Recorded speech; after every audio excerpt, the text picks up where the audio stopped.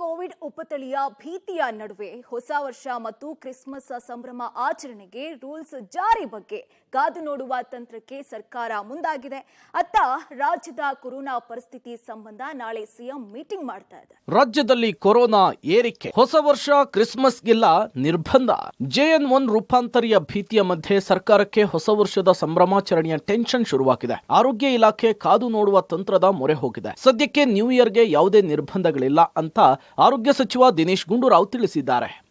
Omicron ಬಂತಲ್ಲ, Omicron ಬಂದಾಗ ಕೂಡ ಅದೇ ರೀತಿ ಬಂದು ಹೋಯ್ತದು. ಸೊ ಇದು ಇನ್ಫೆಕ್ಷನ್ ಕೇಸಸ್ ಜಾಸ್ತಿ ಆಗೋದು ಇರ್ತದೆ. ಟೆಸ್ಟಿಂಗ್ ರಿಕ್ವೈರ್ಮೆಂಟ್ ಇದೆ ನಮಗೆ. ಶನಿವಾರ ಅಷ್ಟೊತ್ತಿಗೆ ಎಲ್ಲಾ ರೀತಿಯ ಒಂದು ಕನಿಷ್ಠ 5,000 ಮುಟ್ಟಬೇಕು ಅಂತ ನಮ್ಮ ಉದ್ದೇಶ ಇದೆ. ಈಗಿನ ಸಂದರ್ಭದಲ್ಲಿ ಯಾವುದೇ ರೀತಿಯ ನಿಬಂಧನೆಗಳು ಏನಿಲ್ಲ. ನಾಳೆ ಮುಖ್ಯಮಂತ್ರಿಗಳು ಕೂಡ ಸಭೆ ಕರೆದು ಡಿಸ್ಕಷನ್ ಮಾಡ್ತೀವಿ. ನಂತರ ಏನ್ ಮಾಡಬೇಕು ಅಂತ ಮುಂದೆ ತೀರ್ಮಾನ ಮಾಡ್ತೀವಿ. ಬಸ್ ದೇಗುಲಗಳಲ್ಲಿ ಮಾಸ್ಕ್ ಕಡ್ಡಾಯ.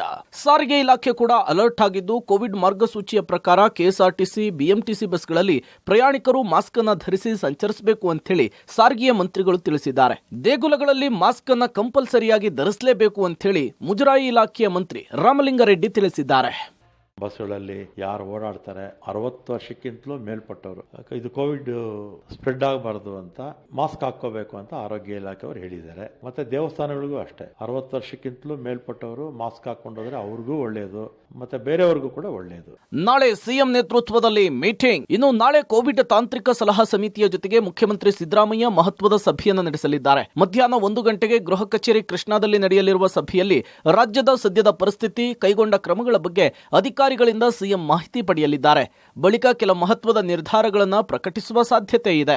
ಒಟ್ಟಾರೆ ಉಪತಳಿಯ ಉಪಟಳದ ಬಗ್ಗೆ ಸರ್ಕಾರ ಅಲರ್ಟ್ ಆಗಿದೆ. ಮುಂಬರುವ ದಿನಗಳಲ್ಲಿ ಸಾರ್ವಜನಿಕರು ಕೂಡ ಮೈ ಮರೆಯದೆ ಸದ್ಯ ಸರ್ಕಾರ ಹೊರಡಿಸಿರುವಂತಹ ಕೆಲ ರೂಲ್ಸ್ ಗಳನ್ನ ಗಂಭೀರವಾಗಿ ಫಾಲೋ ಮಾಡಿದ್ರೆ ಸೂಕ್ತ. Raghu, metro bureau, public TV, Bengaluru.